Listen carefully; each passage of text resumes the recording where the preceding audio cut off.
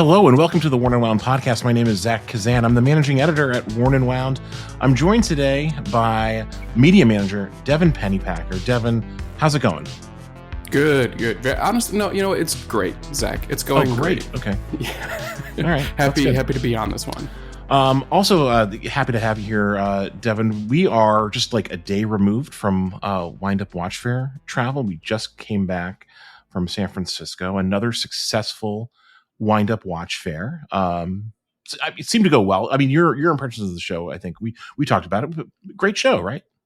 Yeah, it's interesting. So this was my first ever, if you tuned into our podcast last week, we really kind of dove into this topic a bit, but It was my first ever San Francisco Windup. Yeah. And it was really cool to kind of see the venue, see obviously the city around it, because I've never been to San Francisco before either. And I thoroughly enjoyed it. People seemed really eager and excited about it. There's a bit more space than our other venues allow too. So there's more conversations happening. There's more interactions and more breathing room. So overall, I think just a really good show. Yeah, no, it was a lot of fun. I always have a great time in San Francisco. It's a great city. We'll talk a little bit more about San Francisco and kind of like wrap that show up very, very shortly. And we'll also get into just like kind of like a new old-fashioned new release roundup on this episode of the podcast, talking about some large and small new releases that have that we've talked about on the site and some we haven't talked about on the site over the course of the last month or so. Before we get into any of that, let's do a quick wrist check. What are you wearing today, Devin? Yeah, so funny story related to Windup. Our last day before we flew out, I had my Planet Ocean on. I went for a swim in the morning in the ocean. Awesome time. I got home and realized this morning when I went to put it on that it was covered in like salt brine. Yeah. So I spent the morning cleaning it, and I needed a watch just to throw on and start working. And so I threw on my Brew Retrograph, which I don't really wear too often. I really enjoy this piece, but quite frankly, it was the only piece in my watch box that was set properly because it's quartz. Yeah. So just an easy grab and go option, and I think that's why everyone should have quartz in their collection, because it's those off morning watches. Yeah, no, for sure. That's a great endorsement for quartz, right there. It's you're recording from is it your kitchen that you're recording from? So it's correct. Important to grab and go to your sipping coffee as well. Espresso. You're welcome, Jonathan. very, very, very nice. No, that's a great watch. But there's another brew that I think by the time this podcast drops will be made public. But we'll have a story on it on the website. In any case, very shortly. If you're listening to this, you probably are seeing that story. And if not, go see it now. Yeah, hopefully. Or after you can finish listening to the pod. No. Pause it. The rest of this podcast will make no sense if you don't go check out that brew. Well, I don't know what you're planning to talk about for the next 45 plus minutes. Okay. I'm wearing a watch that I was wearing basically all weekend. I'm wearing a new acquisition. It came in right before we left for San Francisco. It's a Nomos Metro, a new collaboration with Ace Jewelers out of Amsterdam. I really like this watch a lot. It has a kind of like a two-tone orange dial.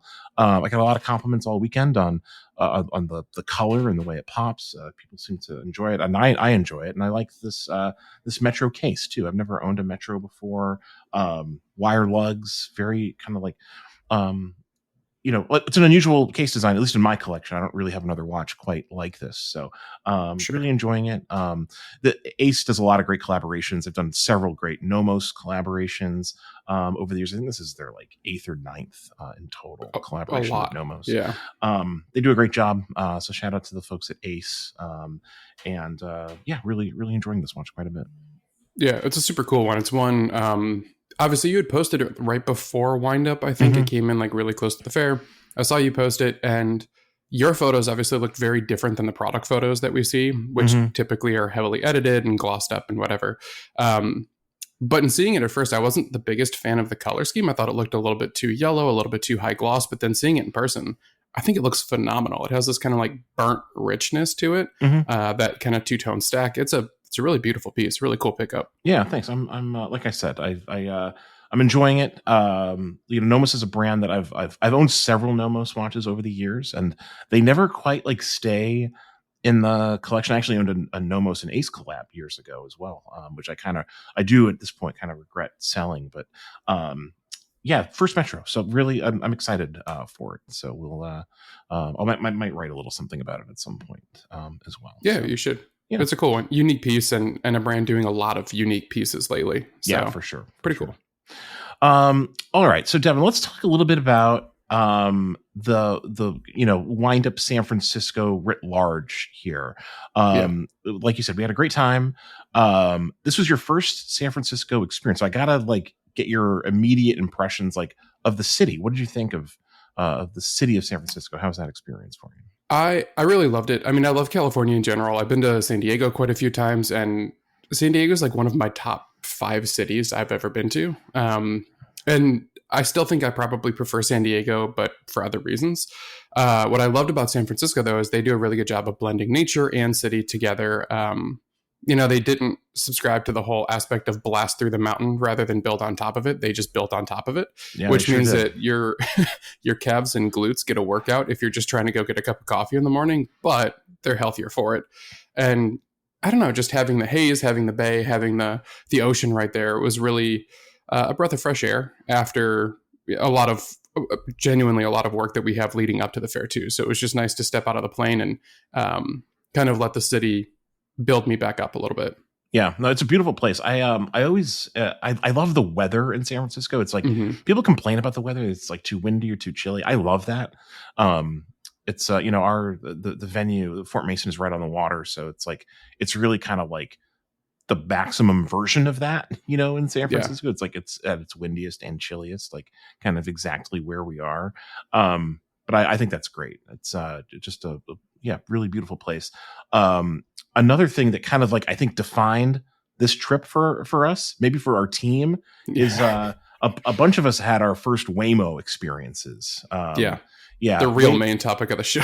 This is the guys. This is the Waymo pod.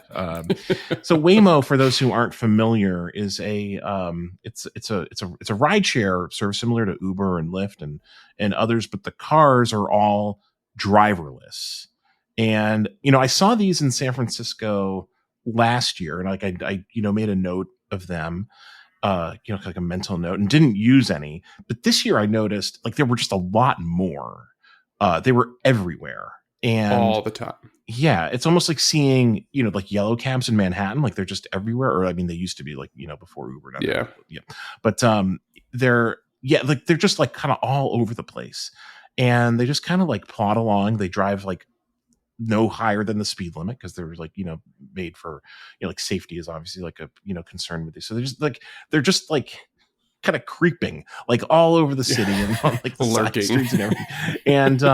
And so like we experienced these driverless cars for the first time. We got rides in these things to and from the venue.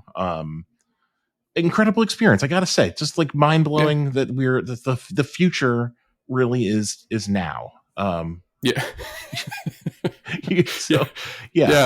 They're so fun. Honestly, it's interesting because obviously there are arguments for and against it. I think the biggest argument against it is like you're taking away people's jobs who are Uber drivers, Lyft drivers, taxi cab drivers, whatever the case may be.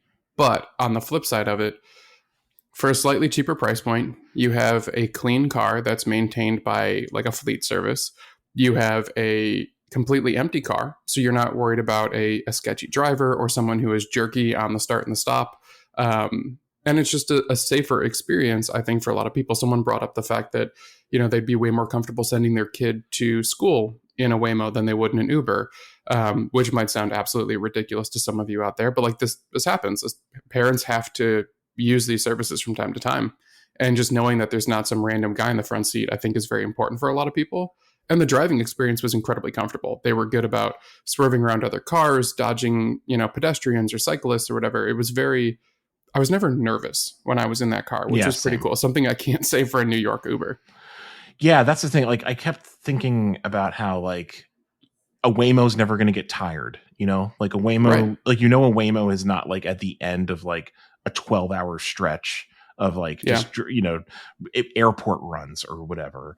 And it's like an interesting idea. And like, I hear the concern about like taking a taking a job away from a, like a qualified driver or whatever. That's a real concern with any sort of like, AI technology. And Waymo uses a lot of AI. I did a little research. Yeah. It's like they're definitely like an AI company, I think, like at their core. But yeah, I mean, like that point about like just the all the variables that play with a human driver, I think like really come into focus as soon as you like get into a car and it's driverless and it's like basically perfect. And we've all had that experience of being in an Uber with someone who's like not the best driver, and like that's like not a it's not a great experience. That's why the rating system is there, and every every Waymo is like kind of like guaranteed to be like, well, an expert driving. They literally do like billions and billions of miles of like driving simulations to get these things. So I was just like, I don't know, pretty like one of those moments. Like you have these moments sometimes where you're just like, I can't believe that like this exists. And so yeah, it felt notable to me. It was nice, and honestly, too, for someone who loves cars, who loves to drive. We talked about this. I'm all in favor of getting people who are not interested in cars or driving out of the driver's seat. So if we could potentially see a future in which if you don't want to drive, if you don't want to own a car, you don't have to because there are driverless options. And then it leaves the road open for people who are actually interested and want to drive, which is pretty cool. But then on top of and then they just have to navigate around the Waymos, which are just kind of right. Just gumming up the works, and but they are also very visible too. Overall, just a really, really cool experience. Were you a fan? Would you rather sit in the front or the back of a Waymo? You did both. I only sat in the back of the. Yeah.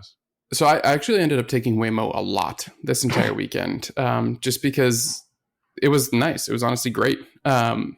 I like the back seat a little less than the front seat for some reason. I'm going to admit something kind of embarrassing. I talked to the Waymo at one point just because I kind of forgot there was no driver in the driver's seat.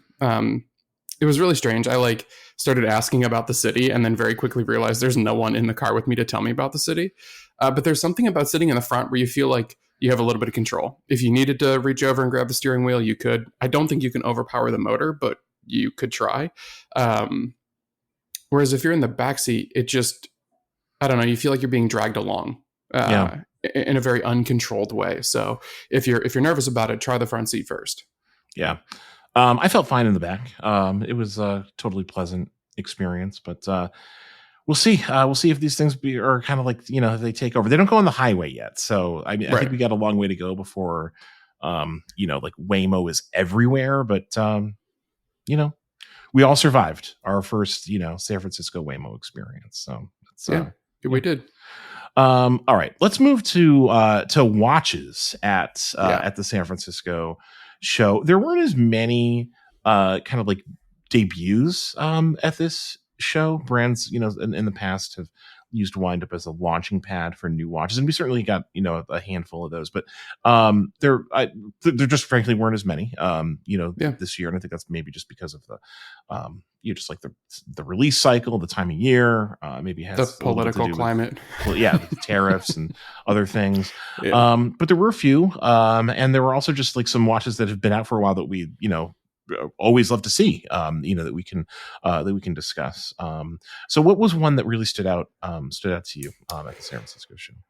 I mean, if you follow me on Instagram, you saw I posted 2 posts of kind of like my highlights of the fair, and the only ones that are not in those posts are ones that unfortunately we're not allowed to talk about quite yet, because there were a couple pieces there that were unreleased that are coming up very soon, and they were giving our audience a bit of a sneak peek, which was really cool. But the first one that I want to bring up is the Hanhart 415 ES, the 39 millimeter kind of vintage chronograph from Hanhart. I didn't expect to really love this one as much as I did. I really love the 417. Their diver that they had there was also really cool too. But this new 415 ES, for whatever reason, just completely captivated me. And I think it's one of my top 3 or 4 watches of the show. I don't know if I can give it my number 1 spot, but definitely one I was looking forward to seeing in the metal, and then really, really enjoyed once I put it on. Yeah, I did get a chance to see that Handheart on the last day of the show. Really cool watch. Handheart's just such a cool brand. It's nice to see them at the show. I'm not sure if they've been at Windup before. I'm trying to remember back to. They've never been at one that I have been to. Yeah. So take that for what it's worth, and that includes both as an attendee and an employee. I've never had a chance to go hands-on with Handheart at the fair before. Yeah. But yeah, no, you're right. The 415 is a really cool watch. I love like the little subtle, like kind of like red accent on the dial. It's really just like a perfect size, 39 millimeters. Fantastic watch. They do one thing too that it's the dumbest little detail that I really want to call out. But if you look at the 4 and the 8, and I guess the 10 and the 2 around the sub-registers, I know Zach Weiss called out the sub-registers as being potentially a little bit on the smaller side for what we're used to in this sort of format. But in kind of shrinking those down a little bit, you're not cutting off the numerals. So you get a full 4, 2, 10, and 8, and it looks proportionally a little bit better than I think we tend to see from other dual register chronographs. Yeah, no, it looks. It definitely, I think, it looks and feels proportional. Is that a pet peeve of yours when the numerals are cut off? Because I gotta say, like, that's one of those things in watches that like gets people very mad. People have very hot takes on that. It's just never bothered me. It's not something that like I really ever give a second thought. It really depends on the watch. Like Breguet figured out, you really effed up the Type 20. That one should have been so much better, but really that's the only one that truly has offended me that I have seen. But then on the flip side too, someone like Ferrer, they have their newer chronograph has the 6 overhanging on their bottom register. And that little detail I love. So I think there's ways to do it where it's just not offensive. And I know I'm not alone in yelling at the top of my lungs that the Breguet Type 20 is a bit off.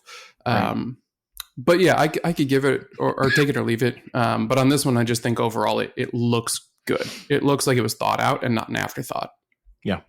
No, that's a really good pick. It was nice to see Handheart there. That's definitely a standout from the show. The watch that really like stood out to me as like sort of like, I don't know if you'd say it was the watch that like won the show, but it was like maybe to me like the most notable kind of like premiere at the show. And it didn't like drop the day of the show, but it was like announced shortly beforehand and I think publicly unveiled to a broad audience at Windup is the new watch from Anordane with their porcelain dial. So they have the Model 1 with the porcelain dial that they had announced previously, and then they also have the smaller version as well, the 35 millimeter that they were kind of like showing a little. It wasn't like under the radar, like that's to come, and they were like letting people photograph it and so forth. But Anordane, of course, is famous for their enamel dials, which are just like incredibly well done. Like they're, we've seen a bunch of watch brands kind of like nipping at their heels, with enamel dials over the last several years. I think looking for an opportunity, frankly, to take advantage of the very long wait list, that Anordane has. If you got in today, if you applied today, you'd I think have a build slot in like 2029. They told us so like. Or 2030. Yeah, it's like really creeping up there. It's a really long wait. And so there are these other, like small brands kind of like making watches with enamel dials and, with different techniques and, with, different styles.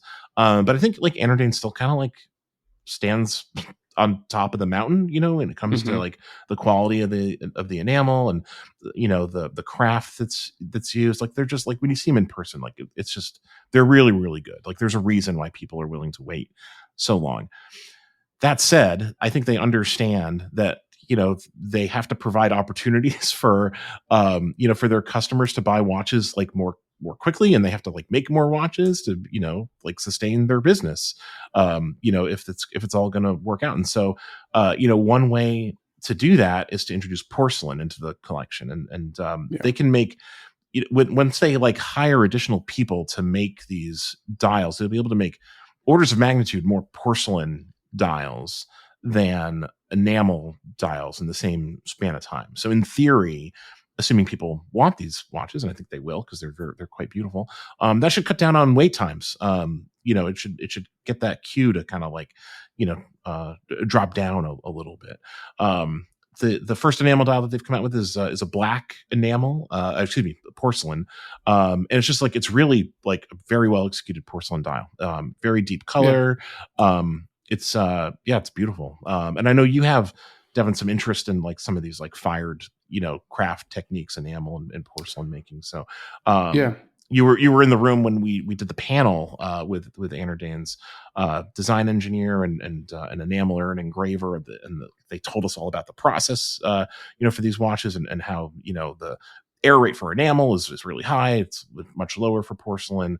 So I know you're a fan of these watches as well. Yeah, I have a background obviously in ceramics and glass. I've talked about that before. And so hearing these people who I think a lot of the times we think of more of like engineers, and like, you've got the lab coat on and you're creating and building and stuff like that. Speaking to the art of the craft behind it, I think was really important. So for those of you who weren't able to attend those panels, we do upload on our YouTube channel. So you can actually go check those out. And I really highly recommend that you do that, because this was one that I really enjoyed. And these are like living creatures that they're putting into the dial. Like glass fights back, porcelain fights back. So it's really cool to kind of hear the behind the scenes of it. In regards to the porcelain dial, I don't think that there's anyone who's on the wait list for the enamel that's going to go, oh, you know what? I want the porcelain. Never mind, I'm good. I think that those two are going to live in very separate categories. And I think more than anything, they'll probably just gain additional customers rather than really satiate their already feverish customers. For me personally, I like the porcelain dial quite a bit. I wish they would have gone for a different shade than black, because the black is so it's so rich in its color that I think you lose a little bit of the beauty of what porcelain is.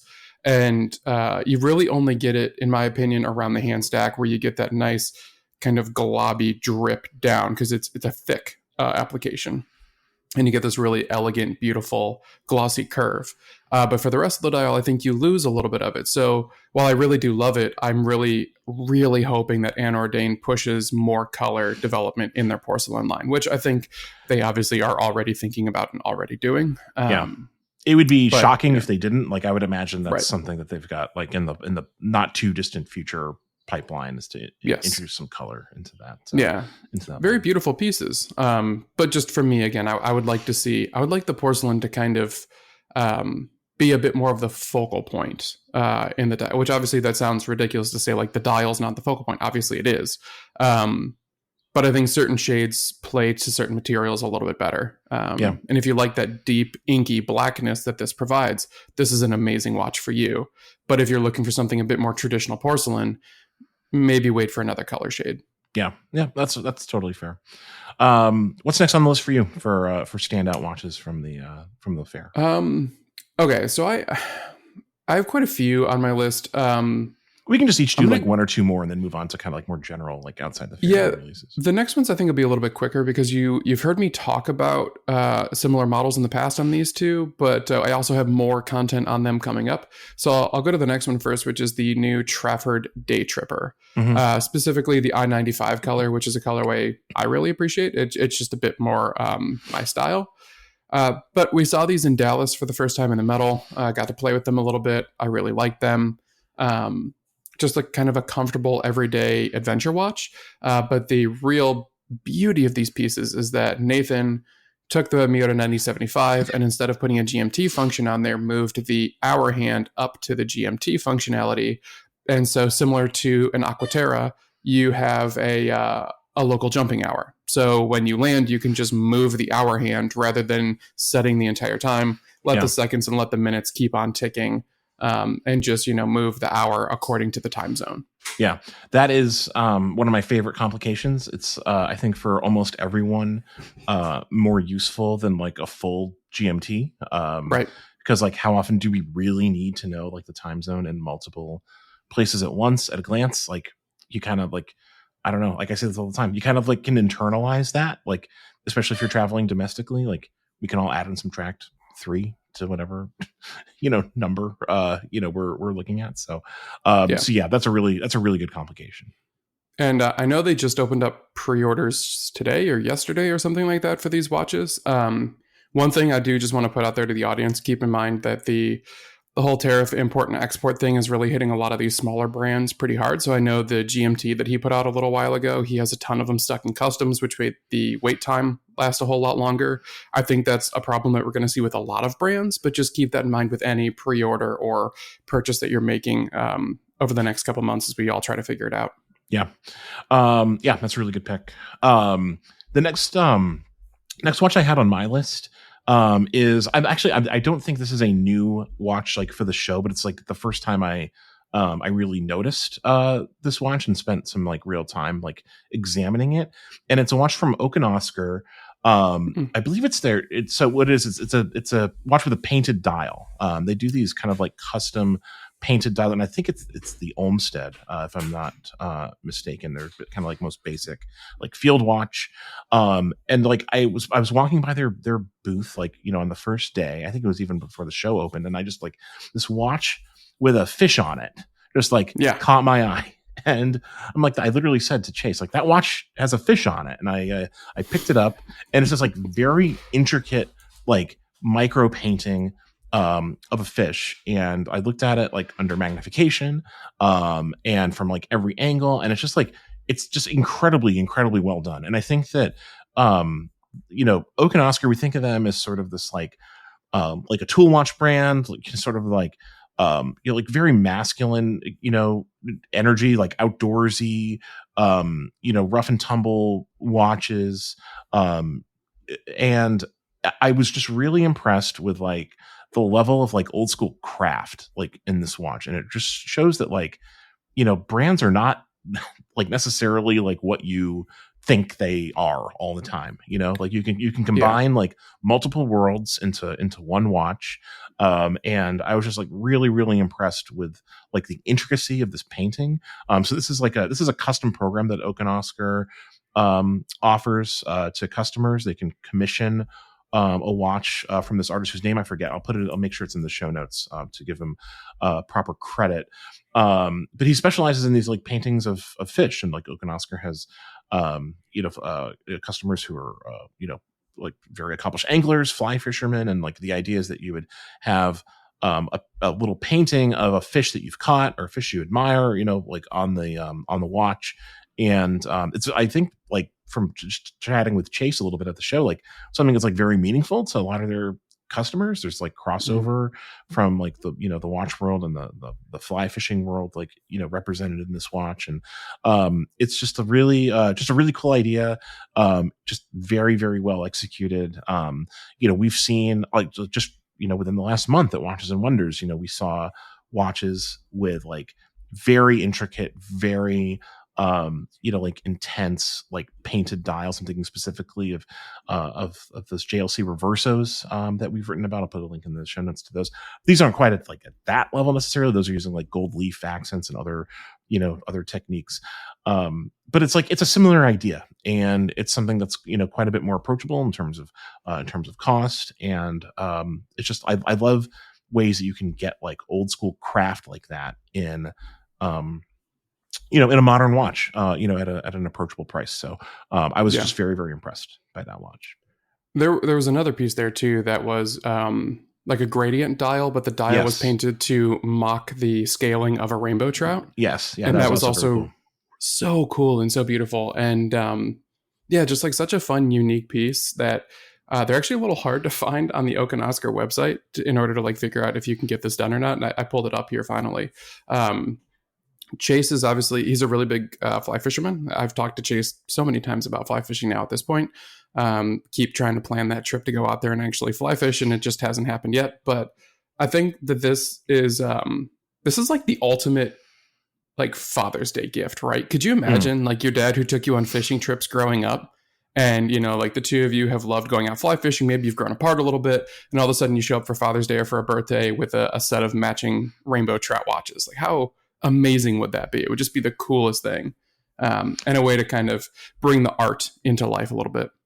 Yeah, I think it's I mean I think that there's real so I'm not a fly fisherman, I'm not a fisherman of any kind, but I think that like in that community, just based on the conversation I had with Chase, like there really is meaning in like documenting these fish, and like the culture of fly fishing is that like you catch and release, you catch the fish, you put it back. Mm-hmm. It's not like, like if you're hunting, for sport or whatever, like the old idea of like mounting, antlers or something. Like, that doesn't Right. exist in fly fishing. So this is a way to kind of like memorialize like a catch, Yeah. in a way. And I just think it's a very, very cool idea. Like I said, very well executed. I agree. I think it's like, potentially a great like gift idea, for someone who's like maybe not like a watch person, but like is very into the fly fishing angle. That makes a lot of sense. So Yeah. yeah, Could you imagine cool. inheriting that too? Unfortunately, someone passes away and you get their watch and it's this really cool custom trout painted dial. Yeah, Like yeah, what an amazing story that would be. It just yeah. It's a takes piece of what is art. an emotional, it's an emotional purchase that turns into like a very seriously emotional piece of art. Yep, Very cool watch. yep, definitely. All right, let's move on to new releases outside of Cool. of the Wind Up Watch Fair. It's been a pretty steady couple of months since the last time we did a new release roundup. Just in the last I'm looking at our list here. Just everything that we're going to talk about, I think, has come out within the last like 2 weeks or so. Yeah. You want to kick it off, Devin, with the new watch from Tudor that came out Yeah. over Let's Wind Up stir, weekend, stealing let's our stir up thunder a some little bit. controversy. Yeah, New Tudor Carbon Black Bay Chrono, released during Miami GP. It is a white dial chronograph with carbon fiber subdials, which is kind of cool, in a carbon fiber case on a strap for what is quite frankly a very, very, very high price point. yeah. This watch And is like it's $7,500 like or around I think that. it's 75.25 or something like that. I should have pulled that before we started recording here, Yeah, but it's that was expensive. really that was the thing that kind of pulled me away from it, because I started looking at the old FXD carbon fiber chronograph, which is using pretty much the entire same watch with a slightly different dial format, and is almost $2,000 cheaper. So it's just, I don't know. It's unfortunate that the price has kind of overpowered the story here, but overall, I think this is a really cool watch. I think it's very attractive. I am on the side of liking that kind of white dial and the color scheme that they went for, although I know a lot of people were maybe not as attracted to it because it is so bold and poppy. But I think we're seeing around Formula One lately, we've really seen a lot of like unique pieces get released, piece uniques being worn by drivers or special launches. And this is, just another one in a long line of those, but I think a really cool one that people might want to dive into a bit deeper. Yeah, it's kind of like another chapter in this kind of like evolution of Tudor as a partner for these kind of like niche sporting like teams. Like they did like the previous carbon fiber watches were made for the Alinghi race team, which is the competitive yacht racing. Mm-hmm. And so like this is them dipping into F1. They did Um, cycling as well. There was yes, they that, did cycling. that Yeah, black and pink cycling. that's true. Yep. Yeah. So like, yeah, these limited watches tend to come with like their sports partnerships. Clearly, I thought it was notable that it was a Black Bay chronograph and not a Pelagos of some kind. Because to Yeah. me, the carbon fiber of it all just is a little incongruous with like the whole ethos of like the Black Bay, which is kind of like meant to evoke like vintage divers and vintage sports watches. So it's a real kind of like combining like two very, very kind of like genres at the opposite ends of the spectrum there. I'd be curious to see one in person. The color, the dial color kind of is like it's six in one, half dozen of the other for me. Like it's fine. It doesn't really it doesn't like blow my socks off or anything. That's why I think I'd like to see it in person to get a better sense of it. Carbon watches are also sort of like hit and miss with me. Like some I think work Sure. really well, some don't. I think some brands do carbon at like a much more affordable price point, and those are the ones I tend to be like impressed with, because I think like, oh, this is something like it could almost be like an impulse purchase, like it's it's affordable enough to kind of like be a little bit superfluous. This watch is not at that price point though. This is a $7,500 plus watch, and it would be that's a significant amount of money, and I kind of wonder why. Is it? Do you think it's like the F1 thing there, just like capitalizing on a fan culture that's used to spending a lot of money on we talked about it in San Francisco, like like what is it? I asked you, like, what is an F1, like what is a like an AMG Petronas hat cost, like at an F1 race? Yeah. It's like, they're notoriously very expensive. So there's like a 4 times multiplier, the F1 tax, as people like to call it. My favorite was people were showing receipts from the Vegas GP last year of their French fries that they bought, and they were buying like $65 French fries, which is just mind blowing, just mental. The one thing I really want to give Tudor credit for, though, is that this is in collaboration with the Red Bull Cash App, which is like the worst name for a team, but the Red Bull Cash App, Visa Cash App, driving team. And unlike the Alinghi Racing team, they don't have Red Bull written all over the dial. So they use the red, white, and blue color scheme for sure. But the red is much more on the minimal side. The blue is very like vibrant. And it just doesn't say Red Bull 100 times around it, which is great. It's in the Rehot though, which I think is like so I thought the same thing, and then I saw the watches in person, and like they really do kind of like, it's subtle. It's not super obvious. Like I hear but I know it's there. I would know it was there the entire time, and I would just not like that. That sounds like a you problem. Most of these things are. Yeah. You gave me the platform, man. You invited me on the podcast. 100%. Yeah, you're not wrong. It's expensive. It's like it's pricey, but it's maybe a bit more subtle design than the previous for sure previous versions. Yeah. Where do you see this this idea of like specialized like sporty carbon fiber cases going? Like, do you think that they'll eventually just like make one that's not tied to a team that they're associated with? I honestly don't know. I want to say yes, but what I think is really, I think the secret goal behind a lot of these is that they can release them as special editions with a higher price point. And then while everyone's complaining about the higher price point, they can creep their other price points up a little bit. And they're like, well, you know what I mean? Like, it's kind of like a bit of a shell game that some of these companies are playing. Because we see and they're like, oh, hey, like, yeah, it's expensive, but it's a limited edition of 2,025 pieces. So not that limited.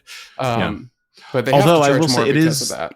It is, it's pretty rare for Tudor to do like a true limit, like a numbered limited edition like that. Like the Alinghi watches are not limited, like they're like low production or whatever, but they're not limited by number. So that's another kind of like notable thing about this watch, which might, I guess, contribute to the increased price. I also wonder like if it's just more expensive because of like the season we're in with like the political climate and the tariffs and everything. Like if this watch 100%. Had been like if this watch had been ready last year, like would it be closer in price to the previous I think so. I think this, I mean, I'm just throwing a dart in the dark over here, but I'm guessing it probably would have been closer to like 61 or 6,200 instead of 7,275.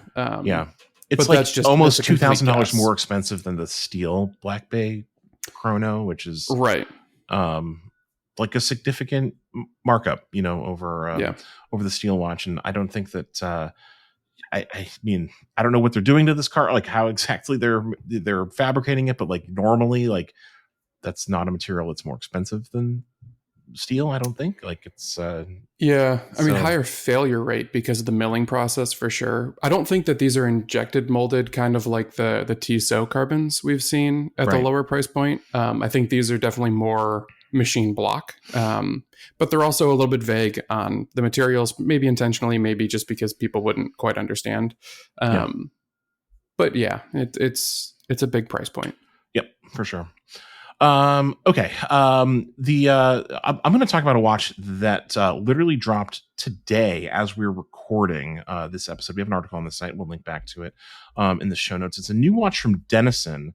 It's a collaboration with Collectability, which is John Reardon's a company that it specializes in.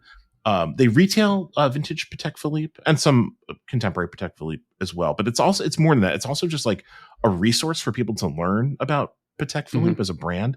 John Reardon is a very well known figure in the watch community, like a true expert and scholar of Patek Philippe, and has spent kind of like years building up this knowledge of the brand, and has like a real genuine love for Patek. That and I am not like a Patek guy, like in any sense of the word, but like if you like hear him on a podcast or like read something he's written, or just like go to his website, he has kind of like an infectious like ability to kind of like get you interested in this like like very kind of like highfalutin, for lack of a better term, brand that is like like kind of like the definition of like inaccessible for like a lot of people, but like he brings it down to earth in a really admirable way. Anyway, he collaborated with Denison on this limited edition. Actually, I don't know if it's limited. It might be like open and just like it might be a timed release. I'll double check on that. Yeah, they call it 2025 edition. Yeah. So it's available to order until I think sometime next week. And then I imagine like they close the books and everyone who orders one will get one. But it's basically like the Denison case that we saw last year. We've talked about on the podcast multiple times. I know, Devin, you're a fan particularly of the stone dials. You've made my favorite pieces. Yeah, you've made many comments about how much you love stone dial watches of all kinds. But this is a brand that kind of was like relaunched last year and just gained a lot of traction really quickly with like, I think, a very high quality case and these like very like just like quite beautiful dials, both stone and non-stone dials. They do like these like fume dials that are also like quite nice. They have like a certain similarity, I think, to a watch that is not mentioned specifically in any of the collectability copy, but the Patek Philippe Ellipse, which is a favorite of John Reardon's. He's made no secret of that. If you buy a collectability hat, it's like the collectability hat has like the outline of an ellipse on it. Like it's one of his favorite watches. He's made that clear many times. And so I think that there's like a little bit of a like a kinship there between Denison collectability and the Ellipse, and it's just kind of like it's a riff on that idea of the kind of like 70s 80s sort of like Patek Philippe aesthetic. It's a cool collaboration. This is the first time Collectability's collaborated with anybody on a watch release. I think it's notable that it's like quite affordable. This watch is like under $700, and you get like you get a very specific aesthetic out of it, and I think it's cool that you kind of get like the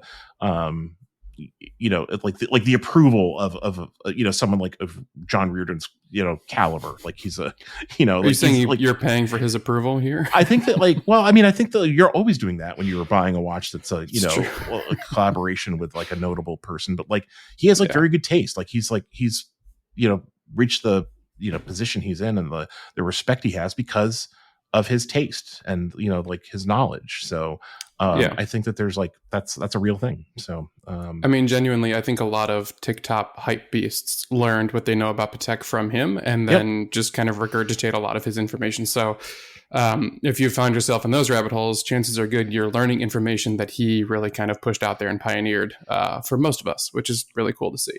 Yep, 100%. I think these are pretty cool, honestly. Denison is a brand that I think they have specific targets, and they're looking to hit those targets really hard and deliver something to the masses that normal people can afford, which is cool. And I think they're really executing on it well. If you look at these, sure, you can say Patek Ellipse, but I think that there's a lot of other influences in here too that are really cool. Definitely. I can see a lot of shades of Piaget in these watches as well, which is kind of cool. The dials are really attractive. They're very minimal, but still very interesting, which is a hard thing to pull off too. I genuinely really like these, and I actually like the gold PVD. I like the silver better, but the gold PVD looks pretty cool, and that's not something that I really ever say. So good on them. Yeah, so there's two versions. There's a that's regular kind of stainless steel version, and then there's a gold PVD version. I believe they're both the same price. And yeah, Mm-hmm. just I think a cool release that's accessible. And yeah, interesting collaboration, and the idea that like this is the 2025 edition like might point towards like that this might be like a longer standing relationship, which is a cool thought as well. Hopefully, So yeah. um, we I had a meeting with Dennison when I was in Geneva last month for Watches and Wonders. They exhibited at Time to Watches, and they've got a lot of really cool stuff kind of like coming down the pipeline. So Yeah. it's a brand that we'll definitely keep an eye on. And I think they'll be at Windup in New York later this Oh, year. Don't cool. quote That'd me be on that, awesome. but I know that was um, it's a possibility at the very least, if not official. Yeah. So we'll If not, I'm willing to bet you'll spot some in the audience. yeah. Out of the 15,000 people that descend on us for one weekend, I'm sure You you'll might see a be few wearing Dennisons multiple out there. Dennison. You might be double wristing stone dials that weekend. I think. Actually, I'm going to wear them as earrings and just really let Oh, them shine. Yeah. that's good. I like that. I like that idea. That's yeah. Yeah. Can't wait. I'm really glad that they didn't just play the hits because I think that like the Stone Dials last year really kind of put Dennison on the map for a lot of people. And I'm so glad to see that they didn't just try to go back to the same well and instead put something. I mean, sure, obviously the cases are not, transformative from the old ones or anything like that, but it's a really different departure. Yeah, so like that's the thing. It's like I think like the stone dials kind of like they came at a time when stone dials were like very in, and like Mm-hmm. very on trend. But I think the thing that like has kept Dennison like relevant and like why we're still talking about them is like the cases are actually great. Like Dennison Very is like nice. known as a case maker primarily, historically. And like the cases do not let these watches down at all. Like they're really nicely finished. They're incredibly thin. Benefit of using a quartz movement. And they're just like very, very well proportioned and wear well.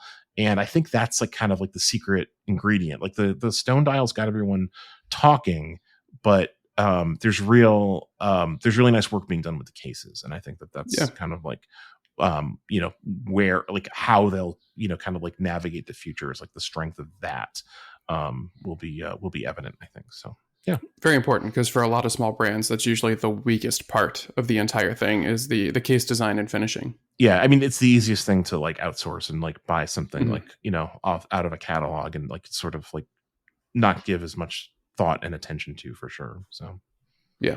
yeah. Very cool. All right, what's next on your list, Devin?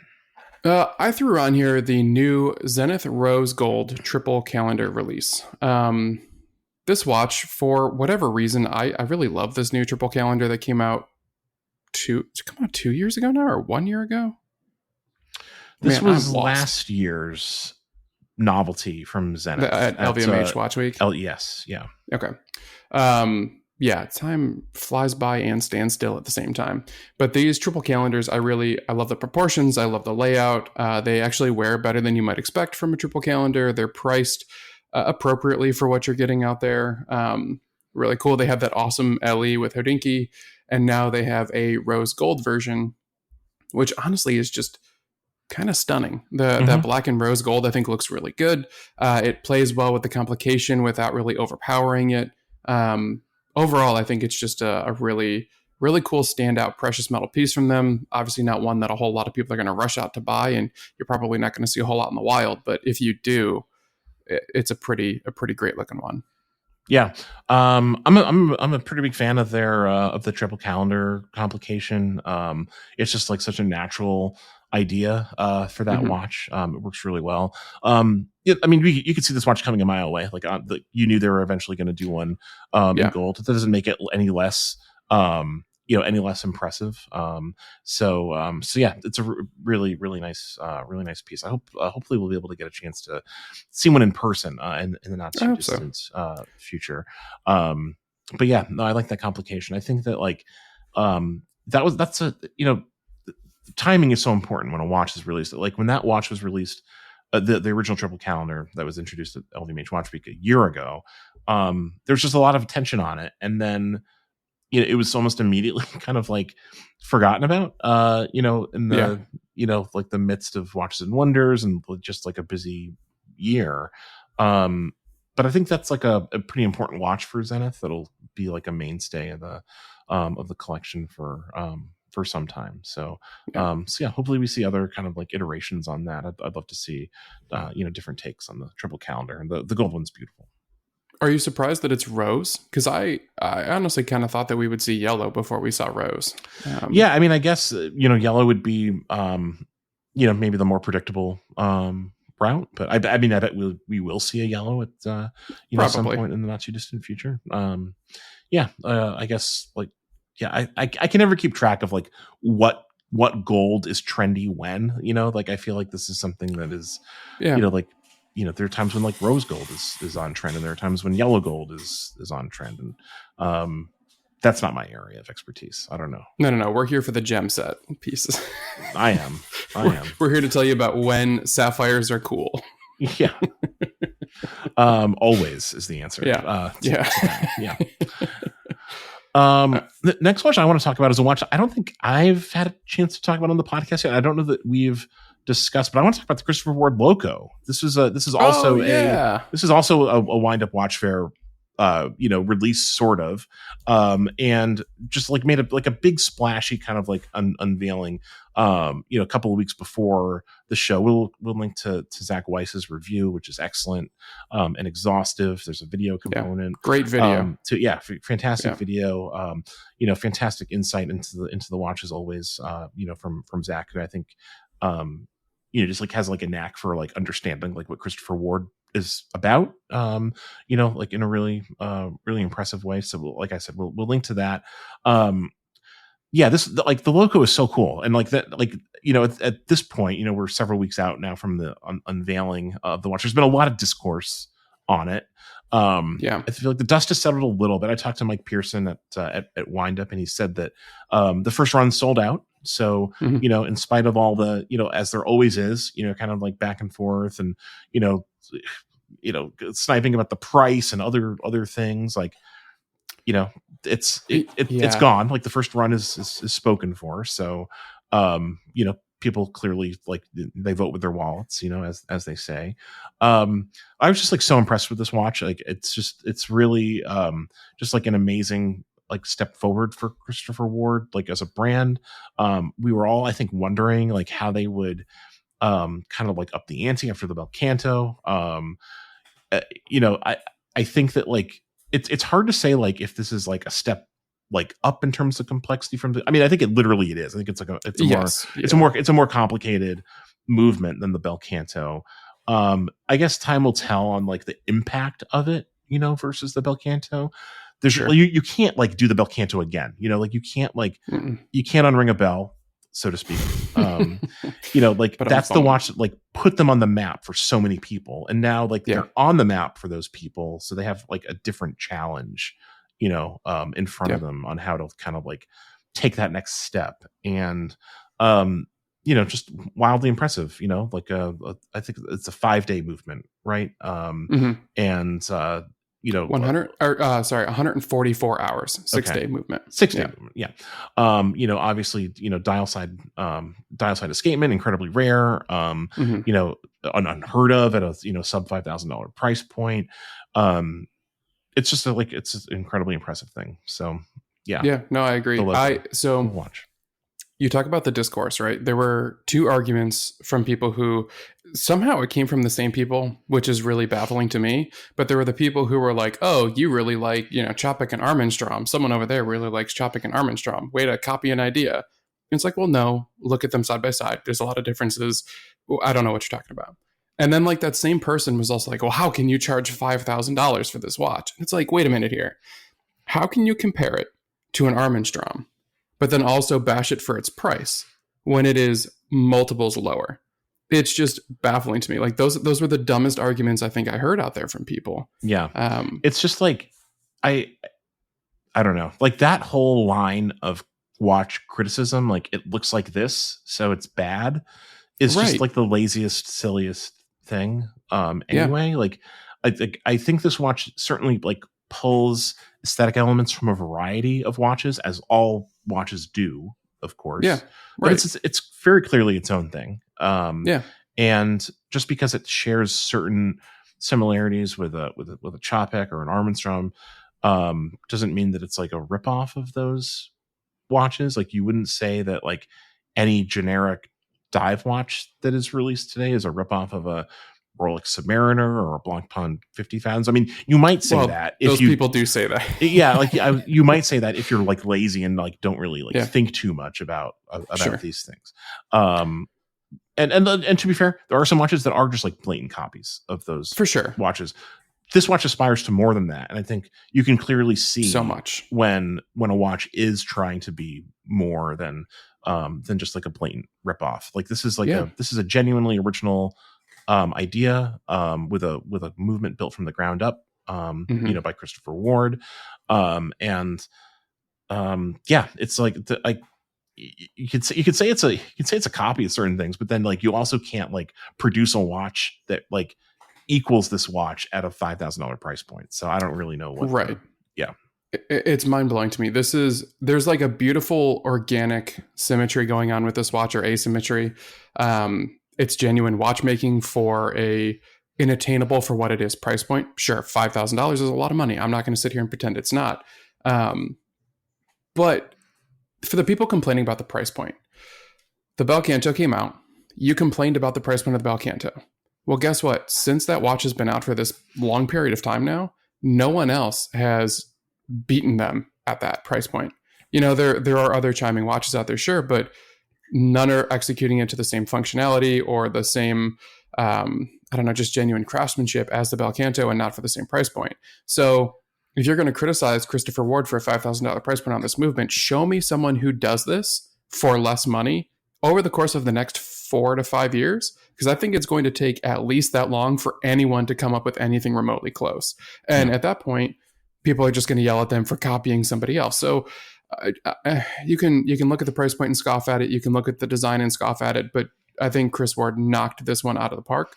There are two small criticisms I will levy against it. One is that I think the bottom of the crown gap between the case is just something that I visually notice when I'm looking at it. Literally nobody else does. They don't pay attention to it because it's like up against the wrist. You don't see it.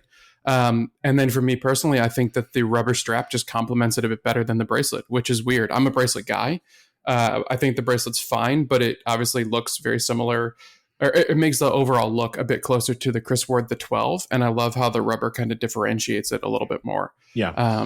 So it is kind of like the one. It's you know, like the case is like built on that 12 platform. So like it's you know, to be expected. But I agree. I think that this watch, like, it looks great on rubber. You know, like at some point I will own one of these watches, and like I definitely would like to buy one at some point. I did not take part in the first run. You know, so that's I don't have one on order or anything, but like I took my time with the Bel Canto. I'll eventually, you know, get to the Loco as well. But I envision myself wearing it on a rubber strap. You know, more often than a bracelet. So something that if I have one nitpick with the watch, it's also related to the crown. It's a hand wound watch. I'm not a fan of screw down crowns with hand wound movements. I think that's just kind of that's just not ideal for a bunch of reasons. But you know, I imagine that they have some sort of engineering defense for that decision, which is, you know, beyond my pay grade, so to speak. So we'll just kind of like live with that. But like that's my one kind of like major nitpick. And if there was going to be like a version like 1.5 or whatever of the Loco, like that would be the thing that I would hope that they would, like, you know, not fix. It doesn't need to be fixed, but like, you know, change in a subsequent version. Sure. No, I agree. Especially for, I mean, it's a 30-meter water resistant watch. Yeah. It's this isn't like a watch made for like water adventures anyway. So it's no, I mean, that being said, if I do own one, I will take it. I will take it sailing and just see what happens. Like, I'm not afraid. I think 30 meters will be just fine for getting splashed on the boat. But this might be, you mentioned that you might end up, or you probably will end up owning one of these. I think that there's a good chance that I might as well, which I think will surprise a lot of people around me out there, because this is very much like outside my normal style. I've never owned a Christopher Ward before. I've handled tons of them before. I've wanted some and then kind of handled them and maybe looked away at that point. But this is one that I've handled quite a few times now, and every time I do, I just kind of like it a little bit more than I did the last time, which is very neat. I guess the hard question though is like what color, right? Because they are all very unique in my mind. I think the color really changes the overall look and feel of the watch in a way that you don't necessarily see on other pieces. Yeah, I have a different answer for that every time I'm asked, or every time I think of it. Like right now in my head, I think it'd be the white one, but I don't know. I could see. I think like any but the black would probably be something I'd go for. Like the black just seems to like defeat the purpose. Like it should be like a loud, fun watch, and the black is maybe like a little sober, but like even that black dial, it's like there's a lot of like reflectivity to it. There's like like polished. So like it like even that is like kind of in your face, like in a good way. So so it lets the steel components kind of shine a little bit more so than, because like if you look at the white does tend to wash out some of the steel components a little bit in certain lighting conditions, but I don't know. I love the blacked out movement though. Please, brands, keep doing blacked out movements. I love that. Yeah, that's cool. All right, I think we did it, Devin. I think we went over some new releases from the show, from Windup, and from outside of Windup. We got some blistering hot takes in there. I hope our energy was brought on this podcast.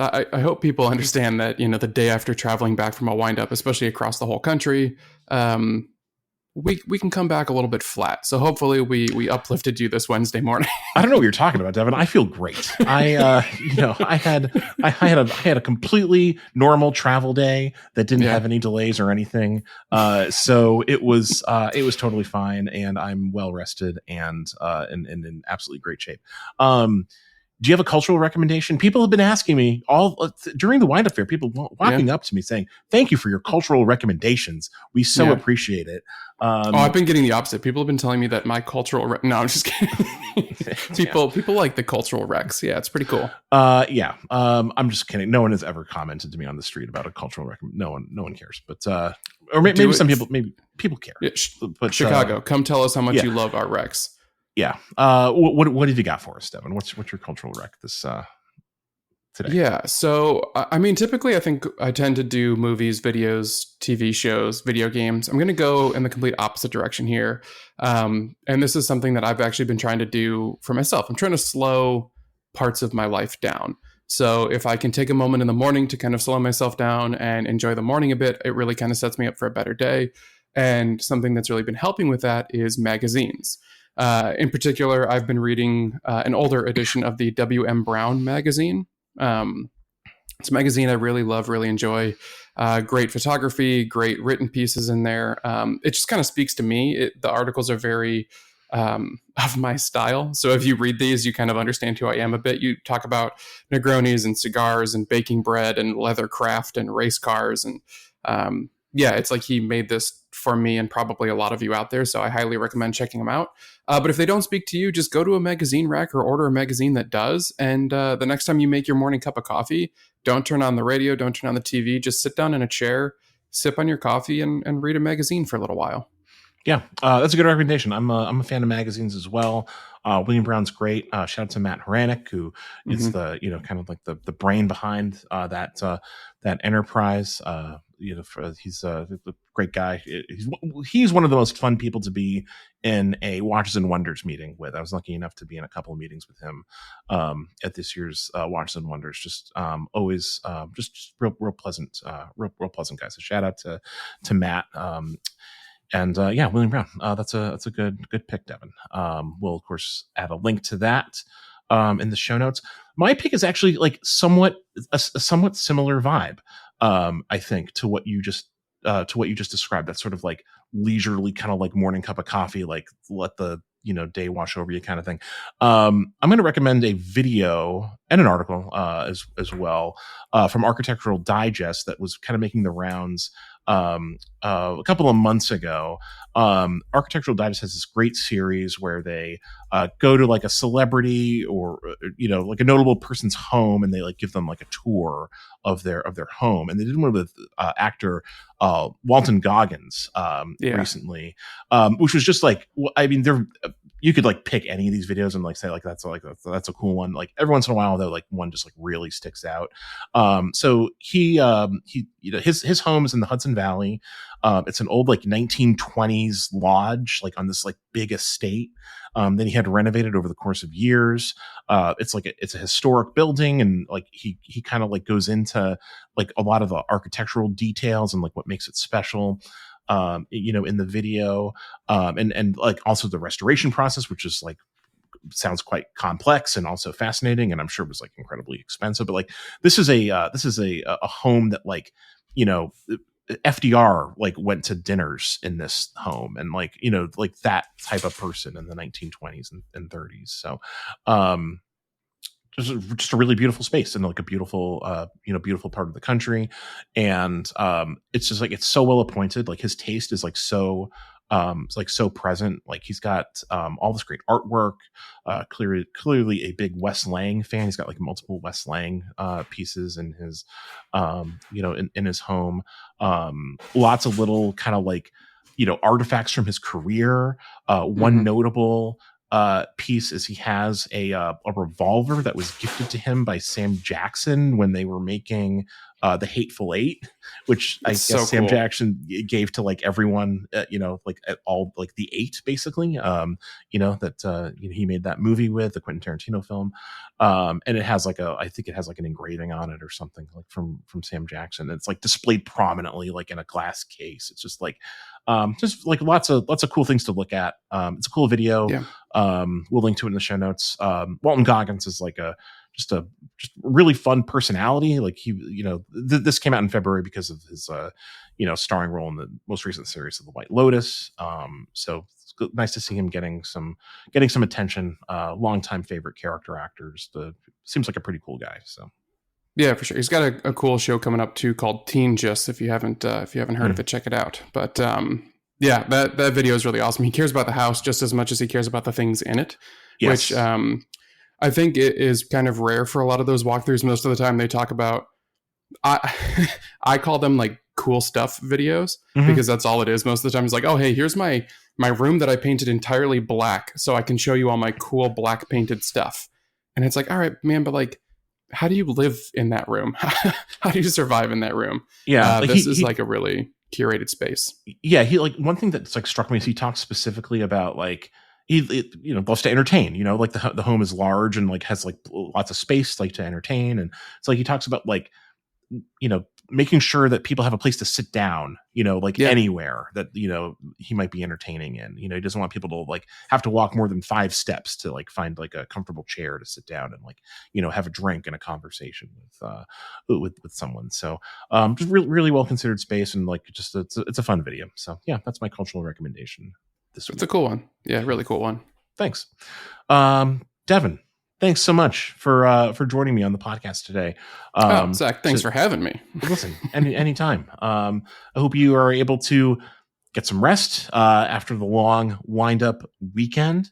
And I'm going to try to do the same before bouncing right back. We've got a lot of cool stuff in the works. Yeah, as always, thank you to all our listeners for joining us week to week on the podcast. We really appreciate it. We hope you'll stick around. We'll be back next week with another new episode. Until then, take care.